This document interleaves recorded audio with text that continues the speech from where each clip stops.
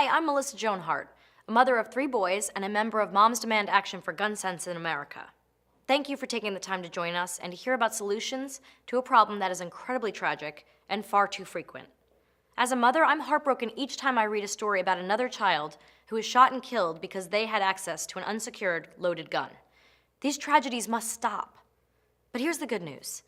We can protect kids together by introducing 5 easy steps to everyday life that we know keep kids safer.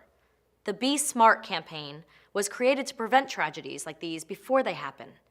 But we need you to help spread the message. So what does it mean to be smart? A lot of parents don't give their kids enough credit. If your kids can get their hands into the cookie jar on top of the counter, they can certainly find your gun.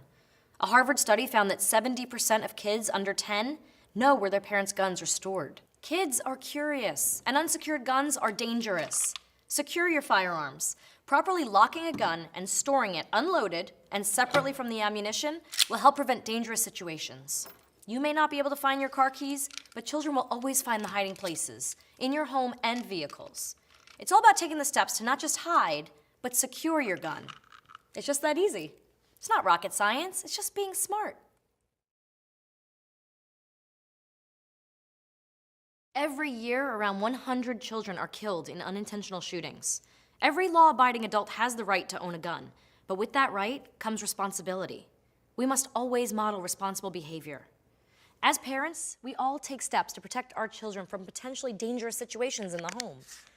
If you're considering bringing a gun into your home, think it through. Make sure every adult feels comfortable with that decision and knows that the gun must be stored inaccessible to kids 100% of the time. Consider any risk factors that might exist in your home. Is anyone vulnerable to mental illness or substance abuse? Finally, as all responsible gun owners know, it's crucial to practice safe handling at all times. Tragedies can be avoided. Lead by example. Be smart. Let's face it, sending the kids away for the day or even a few hours can be a blessing. But whether it's a babysitter's home or with another family for a play date, it's our responsibility as parents to ask the right questions. I have to ask. All parents have a checklist. Do you have a cat? No, my kid's super allergic. A pool? Nope, he's not that buoyant either. A gun? Yes, we have 2 hunting rifles. And how are they stored? They're locked in a safe and the ammunition's locked up as well. And how do you handle screen time? Oh, we only let our son watch American teen sitcoms from the 90s. Great. See you at 4. 1.7 million kids live in homes with guns that are loaded and unlocked. I don't want my kids to be in one of those homes, whether it's a friend, a babysitter, or a relative. Even when the kids are visiting grandma and grandpa, we need to be smart and ask the right questions. Have you ever thought about how often we make snap decisions, only to regret them later? Teenagers can be especially impulsive and emotional. They can be up one day and down the next. And as any parent can tell you, kids don't always make the best decisions. But some decisions are irreversible. Each year, over 400 kids aged 17 and under die by suicide with a gun. That's why we need to recognize the risks of teen suicide. The presence of an unsecured gun is one of those risks. Researchers have found that when it comes to young teens, the presence and availability of a gun in the home may be a more significant risk factor than psychiatric illness. If a teen has access to a gun in vulnerable moments, an impulsive decision can become a fatal one. Some teens might show other warning signs. If you notice a change in your teen's mood or behavior, an increase in aggression, or if you hear them make comments like, "You'd be better off without me," it's time to take action. If you need help, call 1-800-273-TALK, the National Suicide Prevention Lifeline. Firearms are the most lethal method for suicide attempts, resulting in death 85% of the time. That's why it's crucial to keep them inaccessible to teens. So be smart, because we all share in the responsibility of keeping our kids safe. Your friends tell you when they've received a promotion at work. Your kids tell you when they ace a test. What's being smart without telling people about it? SMAR is nothing without the T. Talk to your friends and family about being smart. Start a conversation. about kids, guns, and safety. Share the message on social media and spread the word about Be Smart in your community. Talk about what we can do right now to keep our kids safe. So there you have it, 5 easy steps to be smart and protect our kids. Now, the question is, how do we make sure that every adult in America gets this message? That's where you come in. You've taken the first step just by being here today. And there's so much you can do to help spread the word about Be Smart and save children's lives. Volunteer to deliver a Be Smart presentation. Join a Be Smart team in your local Moms Demand Action chapter. Find a PTA, church group, or other organization where you can talk about Be Smart. All over the country, moms and dads are coming together, learning about Be Smart and Moms Demand Action. If every single one of us commits to being smart, imagine the impact we'll have.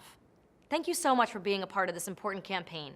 Let's be smart together and save kids' lives.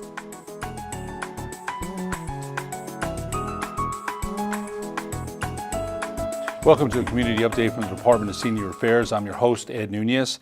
Today's topic of the show is Moms Demand Action and the Be Smart program. And to talk about that with us are Dave Breault and Lynn Ruger. And thank you so much for joining us today. We've been talking about getting this program together for several months, and I'm glad we finally did.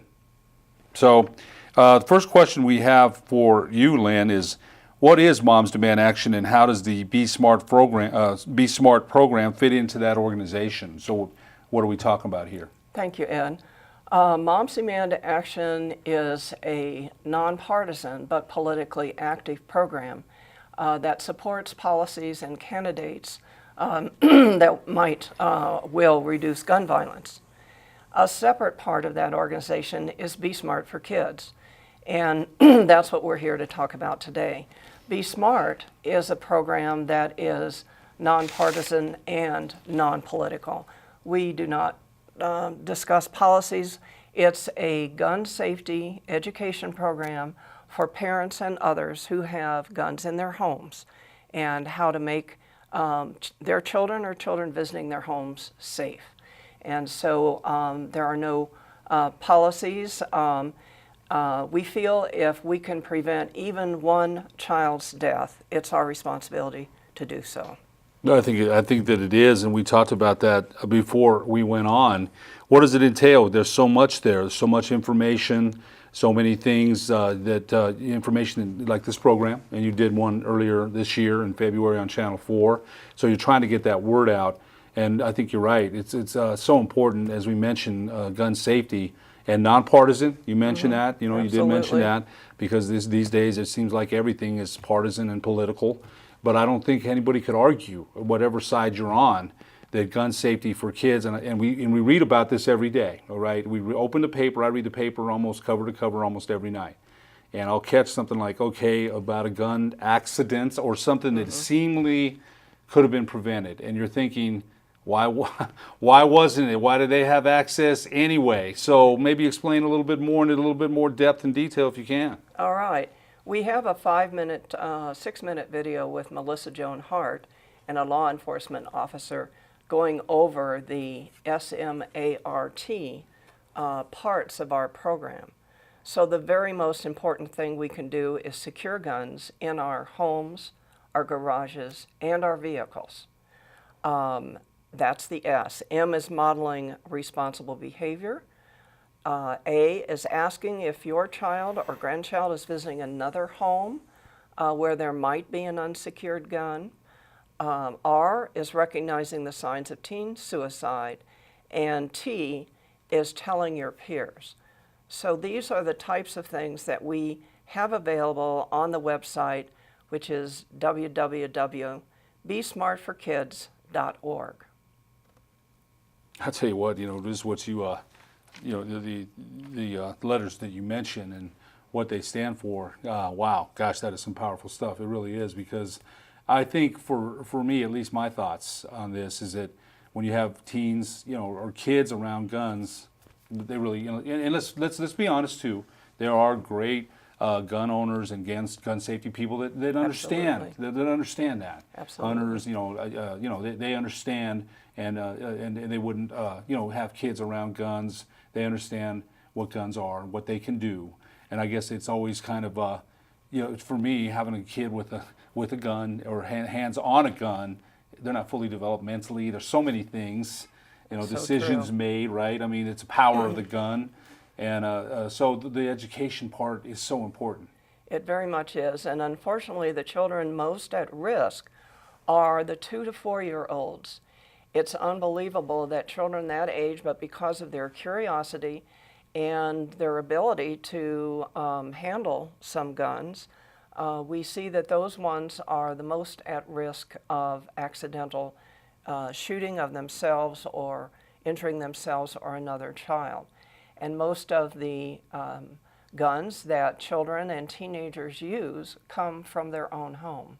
So as it turns out, every 34 hours, a child unintentionally harms themselves or someone else. And it's something that we feel we can help prevent by emphasizing safe storage. And one of the things we make available with our presentations are these cable locks. And we give these away free, and I'll talk a little later about our presentations. I think the thing that surprises me, and I might surprise our viewers, is 2 to 4 years old. Yet, you see this, when I read the paper, I'm like, gosh, I'm thinking, how did that happen? Why? I mean, everybody says that, I'm sure. But, again, the curiosity level, of course they're curious. And if you leave it around and it's loaded, and those are the things I think, for me, that when I read it, I'm like, man, I can't believe that happened. Right. I can't believe it. And and you can't blame the kid. No Right. way. No. No way. The second question we have is, right here in New Mexico, how have unsecured guns affected us right here in New Mexico? And I'm gathering there's an effect in Wisconsin, North Dakota, everywhere, but how right here in New here. Mexico? Well, speaking to that point of very young children, in June of 2017, there were 5 siblings under the age of 5 playing together. And somehow a 5-year-old boy, this was in Carlsbad, obtained a gun that was loaded and not locked up and shot and killed his 2-year-old sibling.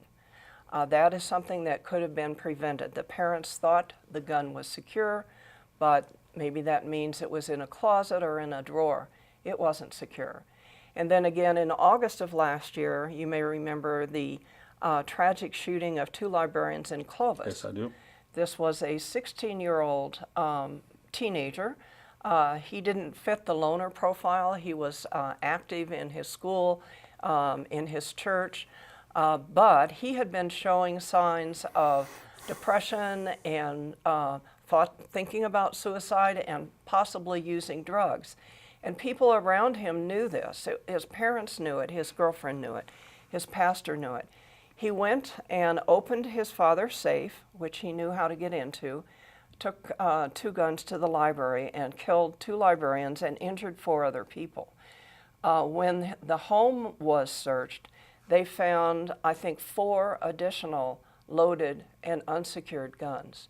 So this is 2 examples of tragedies right here in New Mexico that we'd like to be able to prevent. And again, it was bad enough that he had access to those guns that he committed the acts with, but you said he had 4 more in the house that were loaded and Right. unsecure. Right. So, and this is part of your program, what you're here is trying to educate people about the dangers of, so we can't emphasize that enough, I don't think.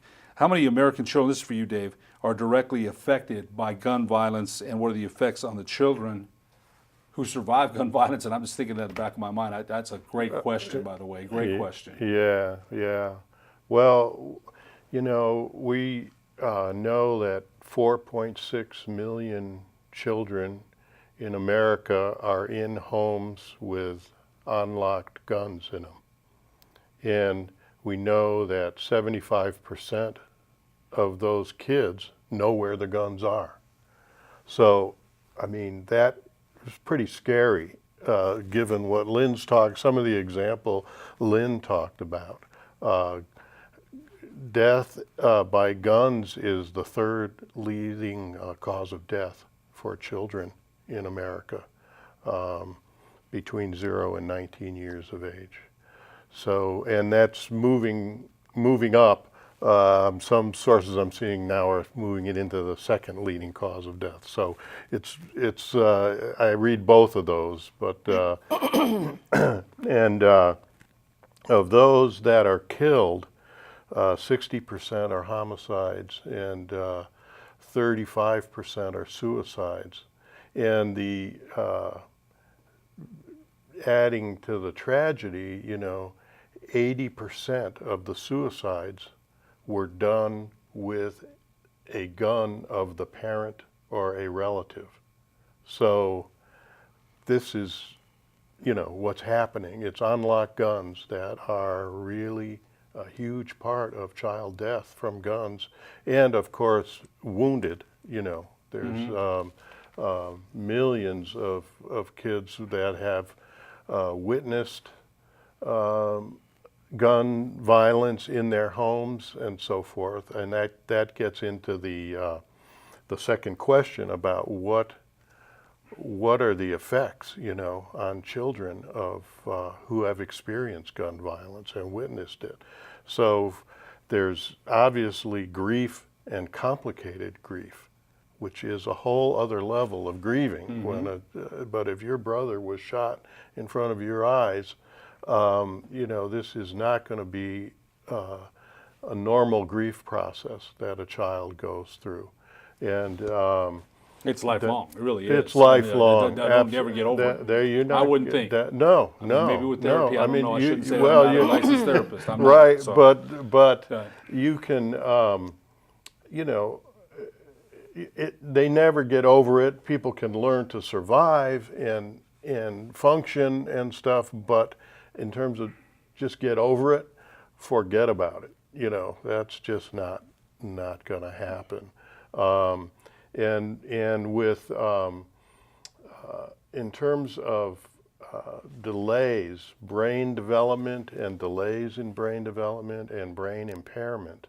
So that has to do with how chronic the violence is and the gun violence. So we know that children who are chronically exposed to gun violence, their brains change, because their brains have to be constantly on alert and ready for flight and fight, and that just it causes think about that, yeah. So and that can cause huge problems for children, because their capacity to learn, to concentrate, to focus, to process things verbally becomes damaged. So just any gun violence that a child witnesses is so difficult, but then if it's chronic, we're talking about brain damage and then just complicated grief.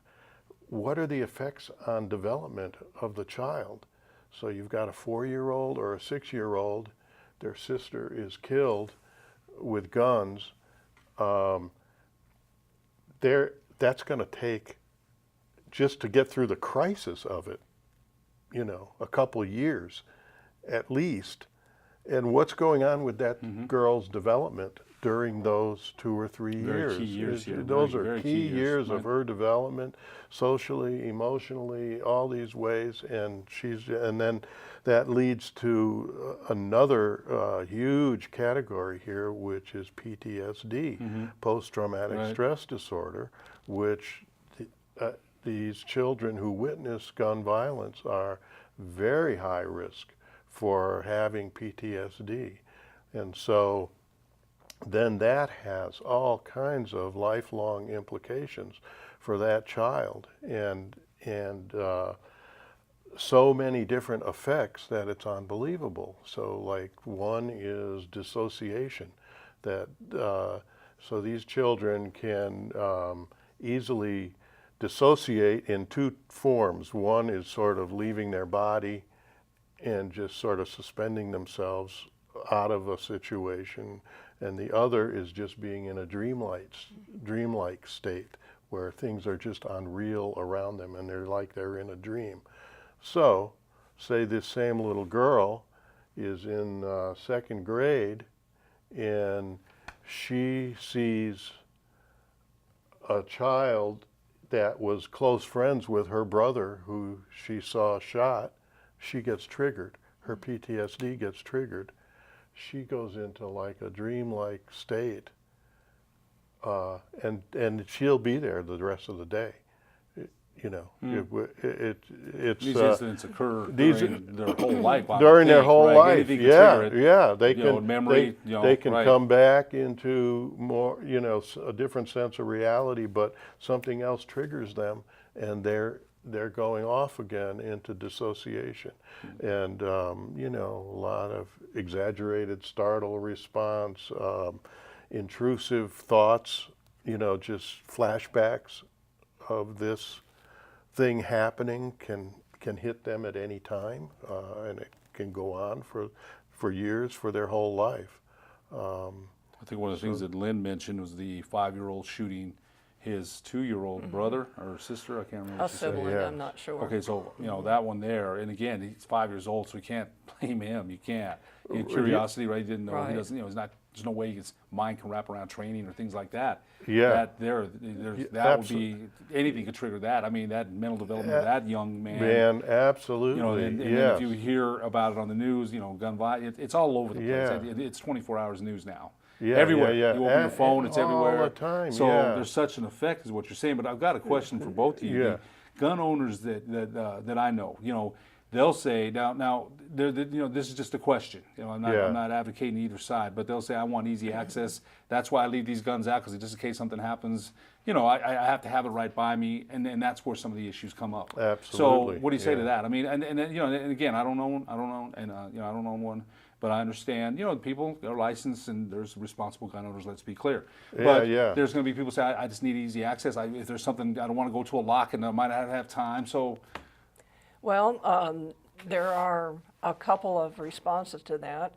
One is they certainly do have a right. Any legally or lawful adult has a right to decide how to protect their home and to protect their family. But their children and children visiting their home also have the right to a safe and healthy life. There are safes that are biometric safes that can be opened with fingerprints that are put into the safe. So you could keep a loaded gun in there and access it as quick as you could open a drawer. So that is one thing for consideration. And it's a difficult choice that some of our families have to make. We're asking them to make a choice on behalf of the safety of the children. And the number of times they might have to use that gun in case of an intruder is probably going to be far less than the number of times that a potential accident could happen with an unsecured gun. I mean, you're right. It is a low percentage. It is. But then again, the news cycle, and you know, we see it every night here that somebody, you know, there's gun violence, you know, almost, I hate to say this, often in Albuquerque. I won't say every night because it's not. Yeah. And then people say, well, I got to protect myself, and they get into kind of a defensive mode and pro-gun. That's fine. That's fine. That's still fine. But that's what you know, sometimes people are careless with the storage or security of these Absolutely. weapons. Right. But they're good. Yeah. You know, I think that the thing you just said, Lynn, is that there's modern technology now, and you know, it's going to even get better. The technology we're seeing here, It will. it amazes That's me. the- You know, these millennials are Yeah. all over it. I mean, I mean, I think So- that's the answer to it. No, you're Ed, right, Is you're right. the technology, like Lynn's talking about, is just going to keep getting better and better. So people are going to be able to instantaneously get access to their gun, but keep it away from their children at the same time by just touching something, and they can Unbelievable. get their gun instantaneously. You know, So I with mean, that, you know, with that- percentages in the next 10 years should go down considerably. I would Hopefully think. so. Oh yeah, I would yeah. think. Yeah, one life saved. You said, Lynn. That's right. It's worth it. You can Well- also get a wristband that is keyed to your gun, and your gun will not fire unless it's in proximity of that wristband.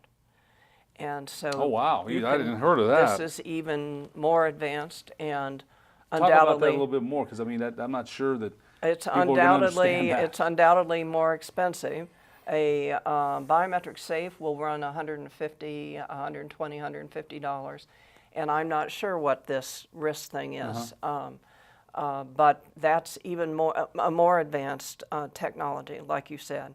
But we need, even without technology, to be thinking about the risks of accidental shootings by children or by teenagers, suicide by gun, and whether that outweighs the risk that we have in our home of an intruder. I was just thinking too. I think you're absolutely right about that. But then you know the thing, and this is geared towards adults. You said today, right? Absolutely. It's geared towards adults. Yeah. And I think too, you know, all the shoot 'em up games we see out there, you have to educate and tell, you know, inform children that these are powerful. They must be respected, must be secured, must be taken care of. You know, so because you know all these games that some of these kids play. Frankly speaking, they lose touch with reality in some of them. But this is an adult show, and the adults are the ones that have to. We're the ones that have to educate. And there Someone are has guns. to educate. There are guns that look like toys, and toys that look like guns. Oh man, Yeah. that's another So show. it's- That's another That's 30 a whole minute other show. thing on Yeah, plastic guns. Right, Absolutely. yeah, no, you're yeah. right. You know, Yeah, robberies have yeah. been committed with plastic guns and things that look real and so it's a. But I think it's important to also remind people, because when you talk about that, in case of intruders, you want easy access to your gun. But you know, I've worked with lots of people who have lost a child, and the death of a child, just accidental death of a child, is like the most painful. Oh yeah. The most extraordinary grieving experience. I mean, it's like you don't get. Ever. So Yeah, if no way. For, I mean, that's- for an yeah. adult to have, gee, I had that gun for the safety of the home, but the child found it and killed their sister accidentally. I mean, the grief that that parent is going to experience will be horrendous for lifelong. I mean, it's just And the child that and killed the his child. sister, Oh my God! You It's can't blame. just- You cannot blame. You can't. No, you can't Yeah, blame there's no the way. child, but the No child way. will blame themselves. Right. And they do, and that's a big problem. Is distorted sense of responsibility. That then you can tell the child over and over and over, it wasn't your fault. You didn't, you know, you were too young to make that decision. But to them, they still feel viscerally responsible. 'cause you know, it, like they did it. It yeah. never goes away. I wouldn't think again. Right, you know. right, The right. wind blows in the morning. You're like, oh man, you know, Yeah, and yeah. that's a tough thing. to overcome. It That's is. It is really tough. Yeah, you know, we mentioned some other things. You mentioned the children who survive gun violence have special needs. Yes, I don't know yeah. if we mentioned that, Dave. Well, I mean, the main thing is safety. After that they have an extraordinary need for safety, predictability in the environment, and just to have all kinds of ways in which they have a sense of safety, because they're going to be, you know, looking for this to happen again and again and again and again, even though it may be unlikely depending on the situation they're in. But so the grown-ups around them have to be aware that this child is going to need to be really clear about how safe they are, and we need to be thinking that every time we get into a screaming argument or something, you know, that this child's just going to see us killing each other, and so we have to talk about those things and make it clear, you know, that Well, they any are kind of thing safe. can trigger any emotional argument. It's And- not between and- the parents, teachers, anything that they Anything see like that, in yeah, life, is going to period. get triggered. Right, and you know, it's hard to escape those kind of things. Their treatment needs are you know, significant. That they need what they call now trauma-informed treatment. So it's like not even going to a regular therapist or whatever. They need trauma-informed therapists who are trained and physicians who are trained in trauma to understand what this child man. is Gosh, going through. So that's Oh, it's boy. a whole other level, and we already have such challenges to our mental health systems, you know. I mean, they're not Period. good. Yeah, Period. without the gun, Without the you're gun right, stuff. so- And so this is now we need lots of trauma therapists, more than ever before. It's just unbelievable. No, right. And I think one So- of the things you mentioned, all the shootings. You know, we've seen mass shootings here in this country, and Yeah. it's all the the therapies and Yeah, because yeah. They can. I'm sure those people that survived were traumatized as well too. So that's a point well taken. Absolutely. You think of the Las Vegas shooting, the layers of people, of witnesses to that. How much PTSD is going to be gosh, I totally generated forgot by about that. that event? Right. it's layers upon layers upon layers of PTSD. This is a lifelong chronic disorder. They're there at a concert and then nobody's expecting that Nobody's at all. expecting and so it. Anytime So they're in a forum and open thing now, it's right. So boy, that's an important issue. All the things you're talking about. The other thing that kids who experience these things need is connection. You know, like they need to be. They tend to isolate and have more depression than other kids and so forth. So they can become more isolated, and they need their families and friends and everybody to be really attuned to, you know, if they're going off and being by themselves too much, to engage them, to stay connected with them. They can get into patterns of pushing people away, and people need to be tuned into that in the families. Oh, so we much. We need to connect. So much cause cause cause and effect. There's so many things that your program is so important for, and I think that's the technology you mentioned. In the next couple of years, that's going to definitely prevent the percentages. Hopefully, keep going down until they're at 0 point whatever. I mean, there's still going to be, there's going to be cases. We know that, but gosh, the more education you get out there, there's just no reason, right? There isn't. There isn't. And so, and I think that's important to get this out. Got one more question for you. And what does the Be Smart program offer in the Albuquerque metro area? That's an excellent question, Ed. We offer two types of things. We offer a presentation. It's a 20-minute PowerPoint presentation that goes over some of the things that were mentioned in the video in more detail and with more specifics. We also offer tabling, where we will come to your event, and at the tabling event we have some games for children to play, and little Be Smart Bees that they can make while we're talking to the adults about the SMART. So we would like to hear from you, from your viewers. If you have a church group, a Rotary group, a faith-based group that might be interested in our presentation, you can contact us locally at besmartabq@gmail.com. besmartabq@gmail.com. We're happy to come out and do a presentation or come out and do a tabling event for you. And you do these events. I know we're talking about maybe doing one at Manzano Mesa Multi-Generational Center where I'm currently located. We'd love to do one. Where else do you do them at? I mean, you said Rotary clubs. Where else? We were recently at 3 National Night Outs, which is a community neighborhood block party with police and fire. We were at Los Vecinos del Bosque in the near South Valley.